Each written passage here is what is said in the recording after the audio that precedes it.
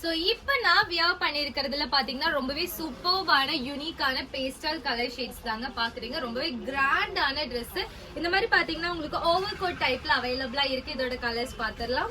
So இந்த மாதிரி பாத்தீங்கன்னா ரொம்பவே சூப்பர்பான பேஸ்டல் கலர் ஷேட்ஸ் தான் பாக்குறீங்க. இந்த மாதிரி ஓவர் கோட் டைப்ல நல்ல இந்த மாதிரி சுகர் பீட்ஸ் ஒர்க்ல அவைலபிளா இருக்கு. வித் லைனிங்கோட அவைலபிளா இருக்கு.